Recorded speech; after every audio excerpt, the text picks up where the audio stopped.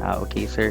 Kasi sir, Kahit as yung of now, okay. as per advice po ng SB processor namin, Mm.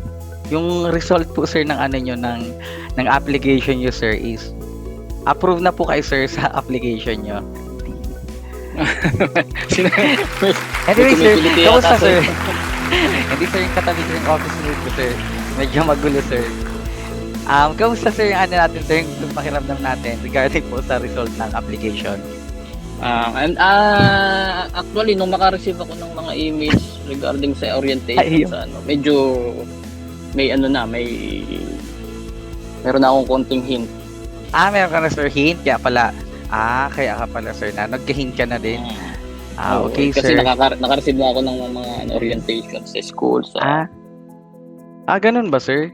from Who told you Gateway that din. sir? From Okay. Gateway also, naka-receive ako ng Okay. three emails.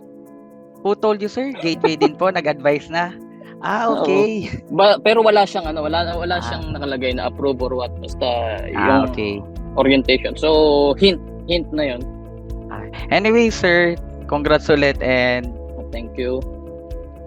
ayun sir. Now what's the next step na? Afterwards sir,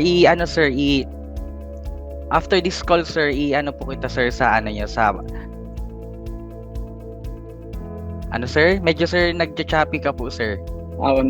Naka-data lang kasi ako. Sige lang, Ano po, yun sir? lang, tanong ko lang. Buffering Next step po, ano, lang sir? naman. Waiting lang ako ng next step. Ano po sir? Sige sir, after this call sir, magre-recommend po ako sir ng kakausapin po kayo ng naming SB department namin po regarding po sa sa next step po namin gagawin. If you or someone you know wants to migrate to the best places in the world like Canada and Australia, please contact us.